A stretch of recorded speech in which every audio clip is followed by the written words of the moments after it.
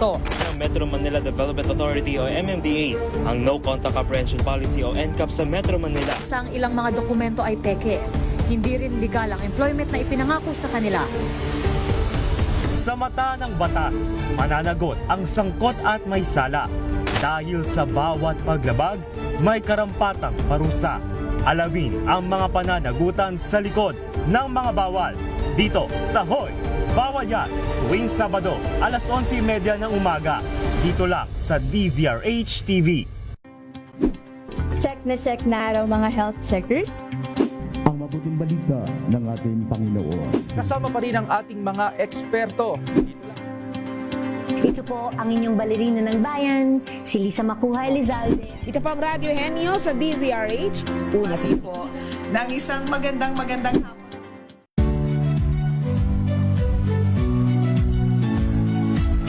Magandang araw mga kaibigan. Ito po ang inyong balerina ng bayan, si Lisa Macuja Elizalde na nag-aanyaya sa inyong samahan kami at ang aming mga espesyal na panauhin para sa kalahating oras ng masayang kwentuhan sa aming programang Art to Art, kung saan ang usapang sining at kultura ay para sa lahat. Huwag kaliligtaan, tuwing linggo, alas 3:30 ng hapon, dito lamang sa DZRH Radio, DZRH TV, at via online streaming. Check na araw mga health checkers. Pilipinas, Metro and Mega Manila, it's the midweek Wednesday. Malusog na gabi po, Luzon, Visayas, Mindanao.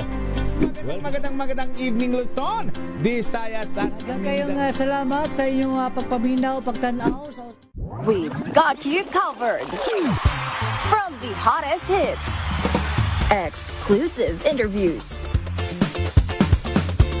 kilig to the bones fan meet experience, and hataw performances of your favorite stars.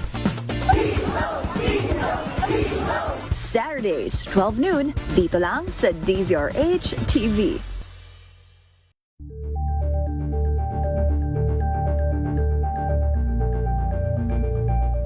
Curious ka ba sa maraming bagay? Kami na ang bahala dyan.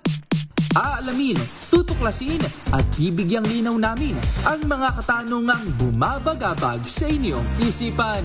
Sa programa kung saan ang bawat sagot ay galing lamang sa mga eksperto. Ang Expert's Opinion, tuwing linggo alas 3 ng hapon, dito lang sa DZRH TV.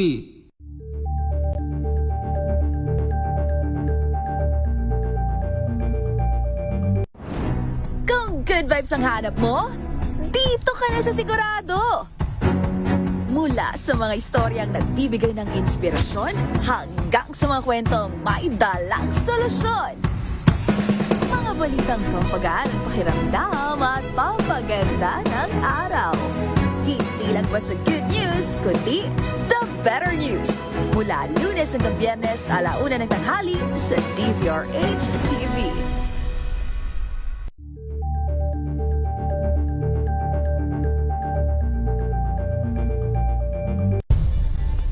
Nagsimula sa pangarap hanggang sa maabot ang tagumpay.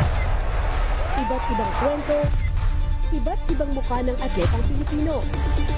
Mas pinatindi, mas pinalakas, at mas pinaaksyon sa Match Point tuwing Sabado, 12:30 ng tanghali sa DZRH TV.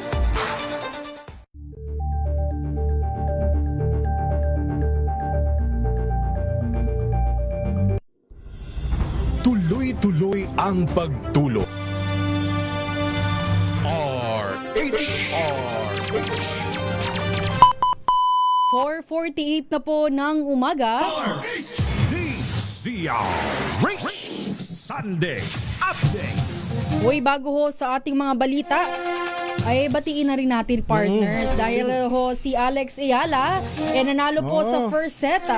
Yan, 6-4. So, score na 6-4 at ngayon partner, ongoing yung second set kung saan sino ba kalaban niya partner? Si Naomi Osaka from Japan. Pero ngayon sa second set, lamang si Ayala. Yun. Sana tuloy-tuloy na. Advance congratulations na to Oo, congratulations. Oo naman kahit na manalo ka ng first set o ng ilang set dyan, partner, malaking karangalan na pa rin, di ba? Dala niya yung Pilipinas Di ba? Ipanalangin natin na nasa na tuloy-tuloy ang panalo ni Alex Ayala. DZRH Sunday Updates. Sa oras na pong 4:49, atin po munang balikan ang mga malalaking balita na ating pong tinutukan dito sa DZRH noong nakaraang linggo. Araw po ng Lunes, kung saan July 27 ang ikalimang State of the Nation Address ni Pangulong Ferdinand Marcos Jr. Ipinanukala po ni Pangulong Ferdinand Marcos Jr. ang pag-amyenda sa Electric Power Industry Reform Act o EPIRA upang tuluyang maalis ang system loss charge at value-added tax o VAT na ipinapasa sa mga consumers sa kanilang bayarin sa kuryente. Ginawa po ni Pangulong Marcos ang sa ikanyang ikalimang State of the Nation Address o SONA kung saan binigyang diin niyang hindi makatarungan na ipasa sa mga consumer ang gasto sa system loss.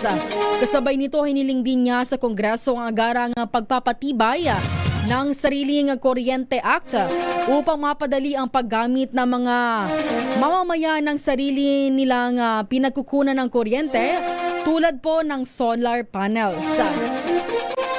SONA-related report pa rin. Inanunsyo po ni Pangulong Marcos na target ng pamahalaan na buksan sa 2027 ang 12 na istasyon ng MRT-7, gayon din ang ilang bahagi ng North-South Commuter Railway.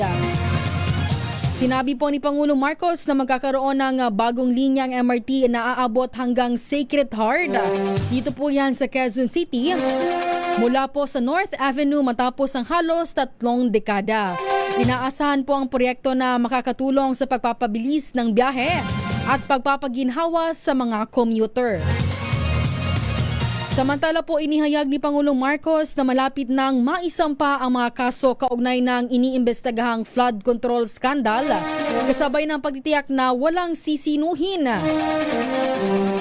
Ang anti-corruption campaign ng pamahalaan. Sa kanya pa rin po ang ikalimang State of the Nation Address o SONA, sinabi po ni PBBM na kahit ang kanyang kamag-anak o kahit ang kanyang pinsan ay hindi ligtas kung mapapatunayang may pananagutan sa anumang katiwalian. Binigyan din po ni Pangulong Marcos na ang kanyang panunungkulan ay nakatuon sa paglilingkod sa sambayanang Pilipino at hindi sa interes ng kanyang pamilya.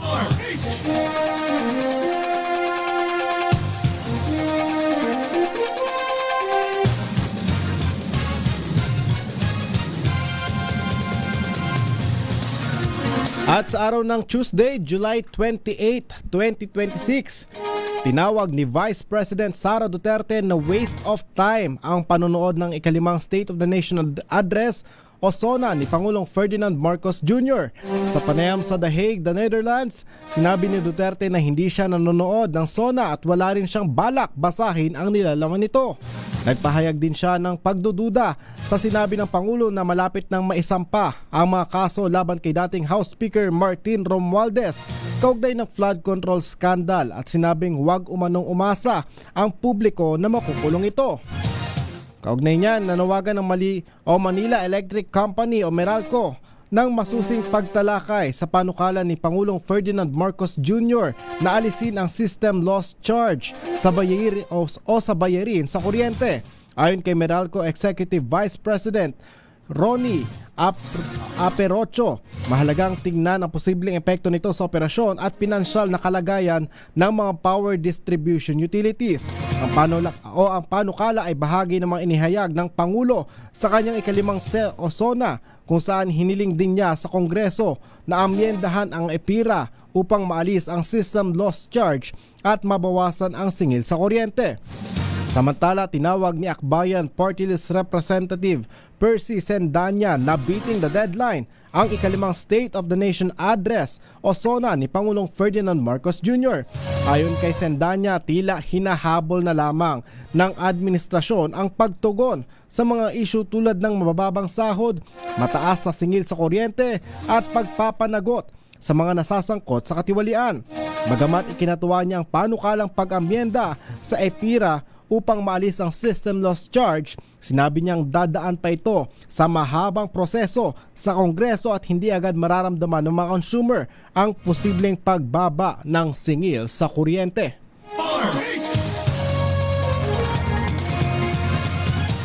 Araw naman po ng Wednesday, July 29, 2026. Ipinagpatuloy noong Miyerkules ang impeachment trial ni Vice President Sara Duterte na nakatuon sa Article 1 ng reklamong kaugnay ng umano'y malinaw na paggamit ng 612.5 million pesos na confidential funds. Iniharap ng prosecution ng dalawang dating Land Bank branch managers na sina Violeta Constantino at Nenita Camposano bilang mga unang testigo. Ayon sa House Prosecution, iprinisinta ng mga testigo ang mga dokumento at proseso ng pag-withdraw ng mga pondo mula po sa Office of the Vice President at Department of Education. Samantala, binatikos ng Malacanang ang pahayag ni Vice President Sara Duterte na waste of time ang panonood ng State of the Nation Address o SONA ni Pangulong Marcos.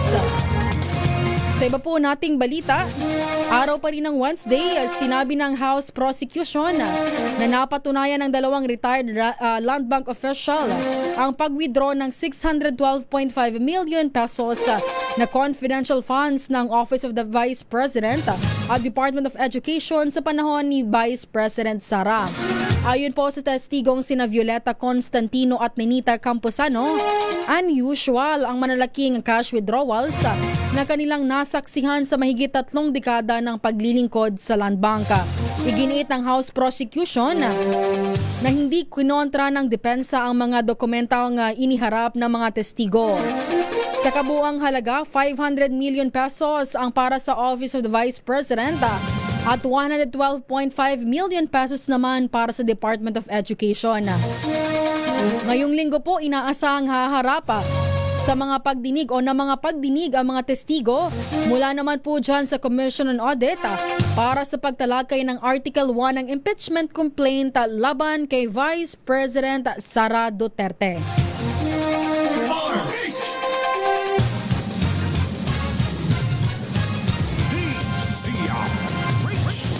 Sunday Updates. Samantala, araw po ng Thursday, July 30, 2026, kaugnay po sa system loss charge. Sinabi ng Department of Energy o DOE na hindi pa agad mararamdaman ng mga consumer ang planong pag-aalis ng system loss charge na inihain ni Pangulong Ferdinand Marcos Jr. sa kanyang SONA.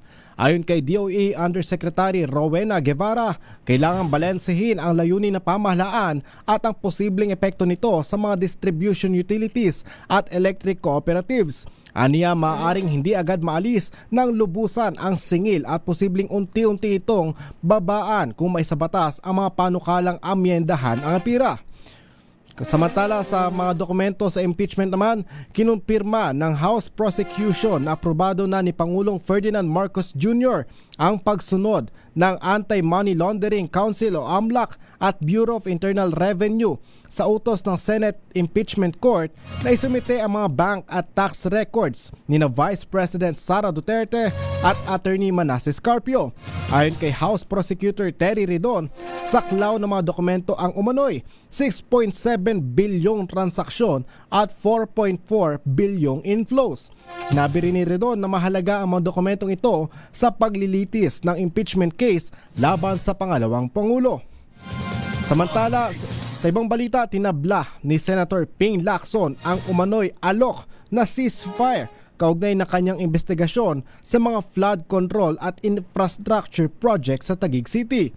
Sa kanyang pahayag, iginiit ni Lacson na ipagpapatuloy niya ang paglalantad ng mga umano'y irregularidad, kabilang ang double appropriations, photo recycling at iba pang anomalya na isinumite na rin sa Ombudsman. Samantala, muling itinanggi ni Senador Alan Peter Cayetano ang paratang na may mga ghost projects sa Taguig at iginiit na handa siyang sagutin ang anumang tiyak na akusasyon. 2 minuto na lang po bago mag-alas 5 ng umaga. Araw naman po tayo ng Biyernes, July 31. Nakalaya si dating Senador Bong Revilla Jr. matapos makapagpiyansa ng 1 milyon sa kasong malversation. Sinundo si Revilla ng kanyang asawa na si Cavite Representative Lani Mercado Revilla at ng kanilang mga anak. Matapos makalabas, nagtungo siya sa isang simbahan upang magpasalamat at dumalaw din sa puntod ng kanyang ama.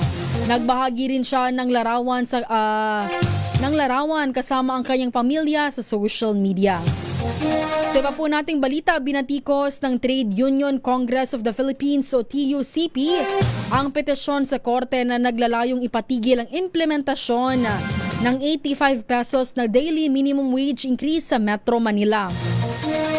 Ayon po kay TUCP Party List Representative at House Deputy Speaker Raymond Democrito Mendoza, patunay umano ito ng corporate greed at kawalan ng malasakit sa mga manggagawa. Iginiit ng TUCP na hindi dapat maantala ang pagkakaloob ng aumento na matagal nang hinihintay ng mga obrero. Araw pa rin po ng Biyernes, nasawi po ang isang grade 9 student matapos umanong saksakin ng kanyang 14 years old na kaklase sa loob ng Las Piñas National High School. Ayon sa investigasyon ng pulisya, nagsimula po ang alitan matapos hindi maisauli ng biktima ang 10 pesos na sukli mula sa ipinabaling tubig sa kantina. Sinabing bumunot ng folding knife ang suspect at sinaksak ang biktima sa dibdib, kung saan nasawi po ang estudyante habang nasa ospital. Rich Sunday Updates. Hoy partner, singit ko lang. Sorry. Ano ka? Ayan, go ahead, partner. Singit ko lang. Si Alex Ayala panalo sa second Wow. set. Yun, Sa score na 3-2. 3-2. Yan, dire-diretso na to, Sana partner. lang. Mamaya bago tayo matapos, siguro bago naman tayo matapos, partner, tapos na. alam na natin ang kalalabasan, kahihinatnan kung mananalo ba si Alex Ayala. Tingin ko yung kaya marami tayong viewers dahil nagpuyat din sila para manood. Ayan, inaabangan Kay nila, Alex no? Ayala. Yan, mamaya ho, babalitaan pa rin namin kayo kung ano na po ba dyan ang resulta ng labanan ni Alex Ayala. Rich Sunday Updates. Pilipinas ang oras, 1 minuto makalipas ang alas 5 ng umaga.